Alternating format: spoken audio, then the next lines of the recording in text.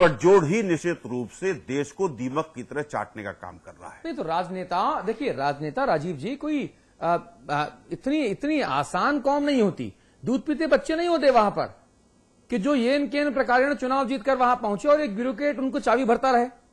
दरअसल वो ब्यूरोक्रेट को बुलाकर ये शो करते हैं कि हाँ भैया चाबी भरवाने को तैयार हूं, आप मेरे चाबी भरो, लेकिन मुझे बताओ कि साहब जी ये कैसे आएगा।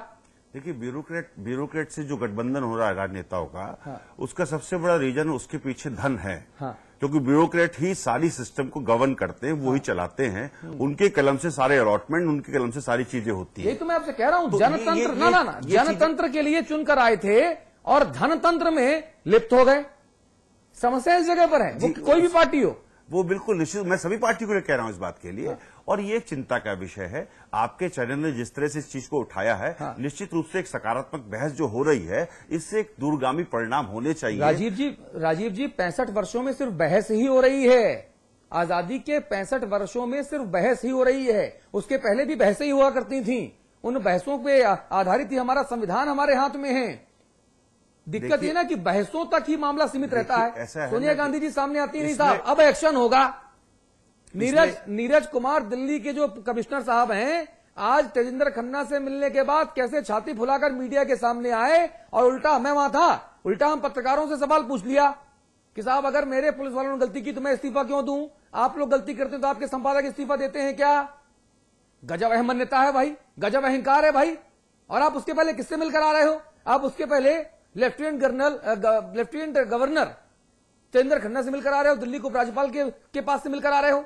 हमको उम्मीद थी कि कार्रवाई होगी। दरअसल ऐसी अहमन्यता, ये अहंकार, ये राजनेताओं में पैवस्त हो गया है, ये ब्यूरोक्रेट्स में पैवस्त हो गया है, जिसका शिकार हम और आप आम जनता बनते। खैर आप तो आम नहीं, हम तो आम जरूर हैं। सोनिया गांधी जी कहती हैं एक्शन करेंगे, बहुत हो गई बात, अब एक्शन होगा। अरे कब एक्शन होगा? दिखना भी तो चाहिए एक्शन हो।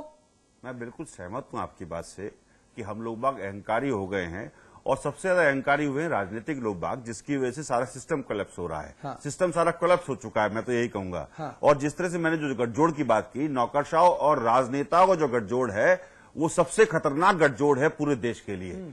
और इस गठजोड़ को तोड़ने के लिए जनता को आगे आना पड़ेगा। आपने कहा 52 से ये सब चीजें चल रही है, मैं मानता हूं 52 से चल रही है, लेकिन 52 के टाइम पे या उसके बाद 70 के दशक तक, 80 के दशक तक भी जनता ही देखती थी कि किस तरह से एक स्लोगन हुआ करता था कि हमें बेटी वहां देनी है जो चरित्रवान घर है, और वोट उसे देना है जो चरित्रवान नेता है। अब वोट की जो राजनीति है, उस वोट की राजनीति में जाति और धर्म आड़े आती है। जाति और धर्म आड़े जब आती है तो उसमें सही और गलत चुनने के जो फैसले हैं जनता के, उसमें कहीं ना कहीं चूक होती है, जिसकी वजह से गलत लोग हमारे साथ शिव प्रताप शुक्ला, आप भारतीय जनता पार्टी की नुमाइंदगी कर रहे हैं। शिव प्रताप जी, हमने आप थोड़ा देर से ज्वाइन किया आपने हमको, हमने 25 खबरें दिखाई उत्तर प्रदेश में अलग अलग जगहों पर कहां कैसे कैसे वारदात हुए। पिछले 4 महीने की हमने पूरी ये 25 घटनाएं दिखाई। ये 25 तो केवल नजीर के तौर पर पेश की हमने। हो सकता है 2500 या 25,000 दूसरी और वारदातें हों जो हम ना दिखा पाए हों। सवाल बड़ा यह है, पुलिस वाला अगर अपराध रोके तो पुलिस वाले के साथ अपराध कर दो। अगर ब्यूरोक्रेट ईमानदार हो तो उसके 22 वर्षों में 45 ट्रांसफर कर दो, खुद पस्त हो जाएगा। अगर जज ईमानदारी से फैसला दे तो कानूनी दांवपेच में उलझा के रख दो। अगर और कोई कुछ नहीं मिलता तो कचहरी में घुस के गोली चला दो, बम मार दो। ऊपर से मुख्यमंत्री जी कहें कि नहीं सब कुछ ठीक ठाक है। दरअसल यूपी बड़ा है ना और पॉलिटिकल अवेयर है, इसलिए लोग खबरें दिखाते ज्यादा हैं। यानी ये मुख्यमंत्री जी की हमारे तुम खबरें दिखाना बंद कर दें। गजब अंधेर कर दिए प्रदेश में क्या?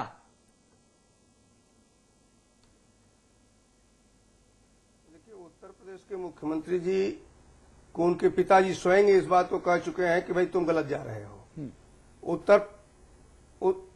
उत्तर प्रदेश के मुख्यमंत्री जी को अगर हम आईना इस बात का दिखावे हैं कि उनके आज तक के स्थिति में 2718 हत्याएं हो चुकी हैं, 588 बलात्कार हो चुके हैं, 2642 लूट हो चुकी है।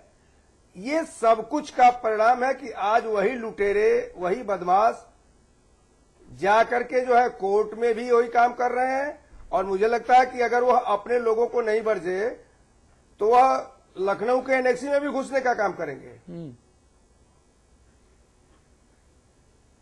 तो इस प्रकार से उत्तर प्रदेश में मुख्यमंत्री आज एक से एक बचकाना बयान देते चले जा रहे हैं। वास्तविकता ये है कि एक प्रवक्ता रख दिए हैं राजेंद्र चौधरी जी को। मैं मानता हूं कि राजेंद्र चौधरी जी थोड़े ठीक हैं, सीधे साधे सरल हैं, लेकिन शेष उसी भाषा में वो बोलते हैं। कोई उनको गुंडा कहेगा तो वो गुंडी कहेंगे, कोई कुछ कहेगा तो कुछ कहेंगे। वास्तविकता ये हो गई है कि उधर बसपा थी और इधर सपा थी, दोनों एक दूसरे के पूरक के रूप में काम कर रहे हैं। आज पूरा प्रदेश जल रहा है, न तो अखिलेश जी को कोई मतलब रह गया है, न तो शिवपाल जी को कोई मतलब रह गया है। अभी आपने डीजीपी की बात बताई, डीजीपी साहब ने कहा कि नहीं सब हम आएंगे तो देखेंगे। ये इसके पहले शर्मा जी आए थे, शर्मा जी ने एक बात बहुत पहले स्वीकार किया था कि हमारे कोई अधिकारी अब सुनते नहीं है। उसका सबसे बड़ा कारण यह था कि सारे के सारे अधिकारी मुख्यमंत्री और उनके कैंप के सदस्य बन गए हैं। उनको डीजीपी से नहीं मतलब है, अपने अधिकारियों से नहीं मतलब है, बल्कि समाजवादी पार्टी के लोग और मुख्यमंत्री के चहेते लोग जो कहेंगे वही कहेंगे। तो उसी कहने का परिणाम है कि आज उत्तर प्रदेश पूरी तौर पर जल रहा है, चाहे वह मामला अपराध का हो, हत्या का हो, चाहे वो बलात्कार का हो, चाहे लूट का हो, हर स्थिति में परिणाम ये हो गया है कि आज पूरा का पूरा शासन तंत्र सोने की स्थिति में रह गया है। जी जी, अमिताभ अग्निहोत्री जी हमारे साथ हैं। अमिताभ जी, हाँ, मैं बता दूं हम दर्शकों को कि विनोद पांडे जी हमारे साथ, सपा के नेता, हमारे साथ जुड़ने वाले थे। आप सपा अधिवक्ता महासभा के महासचिव हैं, लेकिन आप आए नहीं। हो सकता है आप विलंब से आए, लेकिन आप अभी तक आए नहीं। कुर्सी खाली है और शुक्ला जी यहां बैठे हैं। शुक्ला जी के ठीक बाजू में कुर्सी खाली पड़ी हुई है, वेट कर रहे हैं सत्तारूढ़ समाजवादी पार्टी के रिप्रेजेंटेशन का। चूंकि ये खाली कुर्सी देख रहे हैं आप, ये मैंने कुर्सी खाली रखवाई इसलिए और दिखवा इसलिए रहा हूं ताकि जनता को ये लगे कि यहां कुर्सी वाकई रखी हुई है। विनोद पांडे साहब सत्तारूढ़ समाजवादी पार्टी के जो नेता हैं वो आने वाले थे, अभी तक आए नहीं हैं। कतिपय कारणों से वो कारण अज्ञात हैं, हमें भी ज्ञात नहीं है। खैर, अमिताभ अग्निहोत्री से बात करूंगा। अमिताभ अग्निहोत्री जी, दरअसल ये स्थिति बड़ी विस्फोटक है कि हम अधिकारियों को ये कहते देखते हैं कि साहब फलाना मुख्यमंत्री नाराज हो जाएगा, हम तो उसके आदमी हैं, हम उस जाति के हैं तो हम फलाने के आदमी हैं। रामाश्रय कुशवाहा जी मुलायम सिंह जी की कोर टीम के सदस्य हैं, राष्ट्रीय महासचिव हैं, कैबिनेट मंत्री का दर्जा उनके पास है। वो कहते हैं जो अधिकारी समाजवादी विचारधारा के अनुकूल काम नहीं करेगा हम देख लेंगे। मायावती मंच से दहाड़ती हैं कि जो अधिकारी यहां पर किसी दूसरी विचारधारा से प्रेरित होकर बसपा के कार्यकर्ताओं का उत्पीड़न कर रहा है हम उनको देख लेंगे। अरे अधिकारी करे तो करे क्या, माथे पे ठप्पा लगवा ले क्या कि भैया मैं फलाने विचारधारा का हूं, मैं ढिकाने विचारधारा का हूं। ये समझ नहीं आ रहा मुझे कि आखिरकार ये उत्तर प्रदेश में किस तरह की परंपरा, किस तरह की रवायत अमिताभ जी चल पड़ी है। देखिए, मैं तो मानता हूं कि इससे बेहतर सूत्र शासन को समझने के लिए हिंदुस्तान में कोई हुआ ही नहीं। हाँ। जो तुलसी कह गए कि यथा राजा तथा प्रजा। हाँ। प्रजा में तंत्र को मैं उल्लेखित करता हूं। हाँ।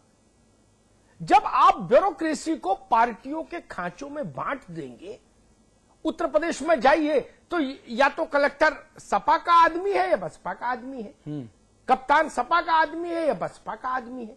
तो उत्तर प्रदेश की जनता का कौन आदमी हुआ? एक। संविधान का कौन आदमी? कोई नहीं। तो जहां कोई संविधान के प्रति निष्ठा ही नहीं रख रहा, व्यक्तियों के प्रति, पार्टियों के प्रति, झंडों के प्रति, डंडों के प्रति निष्ठा केंद्रित हो गई जाके, तो वहां यही होगा। ये उत्तर प्रदेश का संकट है पिछले 2.5 दशक से, 2.25 दशक से ये संकट है। पूर्व में नारायण दत्त तिवारी और बाकी लोगों के समय में इस ढंग की स्थिति नहीं थी। कल्याण सिंह के समय तक ये स्थिति नहीं थी कि अधिकारी आइडेंटिफाई हो जाए। आज उत्तर प्रदेश की ब्यूरोक्रेसी की लिस्ट देखिए, आप 15 मिनट में 400-500 जगह टिक लगा देंगे कि भाई ये इस पार्टी का है, ये इस पार्टी का है। प्रदेश का कौन है नहीं मिलेगा। और सबसे शर्मनाक बात, सामान्य अपराध होते हैं, रुक नहीं सकते। 22 करोड़ की आबादी का सूबा है, मैं इस बात से सहमत हूं जो अखिलेश जी ने कही। लेकिन हमने ये बात क्यों आज उठाई? हमने इसमें मोहल्ले, गली, खेत में होने वाले अपराध नहीं दिखाए। हमने इसमें वो अपराध दिखाए जो कलेक्टर, कप्तान और कचहरी के आंगन में हो गए। इसलिए ये सवाल लेके आया हूं। ठीक है, मैंने कब कहा कि मोदी नगर, मुरादनगर और खोड़ा कॉलोनी में क्या हुआ? नहीं, वो गिनती तो शिव प्रताप जी ने बताई दी कि हर दिन 2 रेप का औसत है 1 साल में। वो अलग विषय है। आज भी आप इस शोक से पहले जब हम बुलेटिन दिखा रहे थे तो आज 5 बच्चियों के साथ बलात्कार की खबर उत्तर प्रदेश के माथे पर चस्पा है। ये दुर्भाग्यपूर्ण स्थिति है। हम उसकी चर्चा नहीं कर रहे, हम सिर्फ बता रहे हैं कि थाने में बलात्कार हो जाता है। बलात्कार पीड़िता थाने जाती है रिपोर्ट लिखाने, हम वो खबर लेके आए हैं प्रतापगढ़ की, तो सिपाही और दरोगा उसके साथ दोबारा बलात्कार कर देता है। ये उठाने आए बात।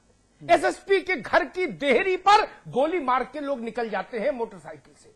कलेक्टर के बंगले के बाहर लोग गोली मार देते हैं।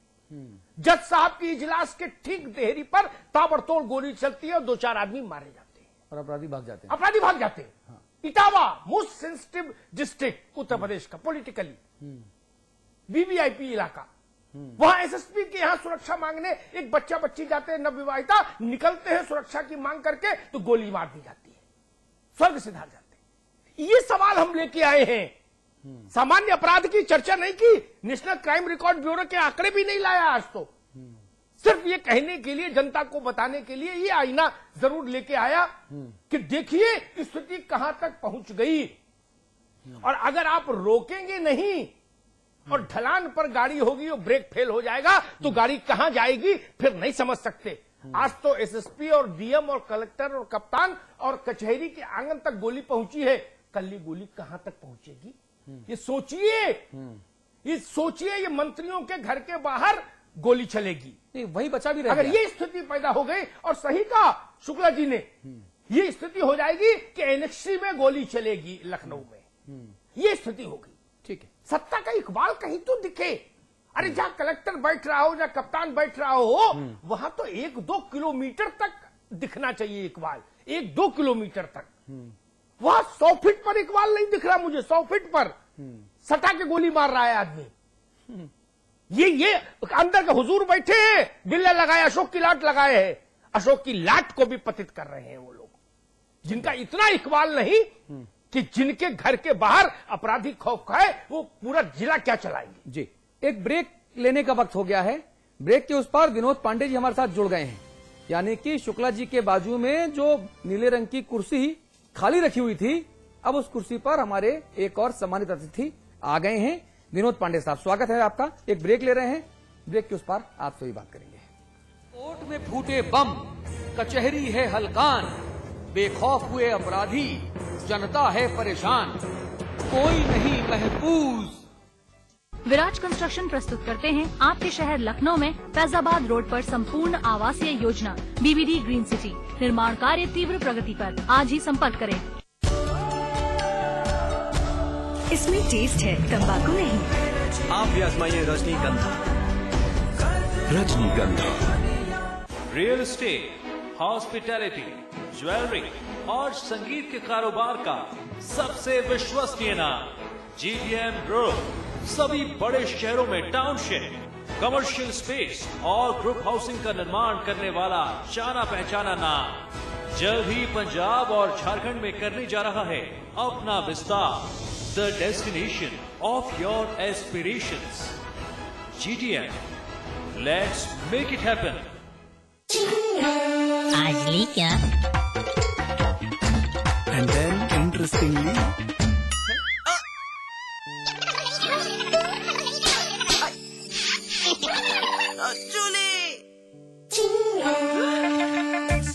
refreshing mini gum. आज ली क्या?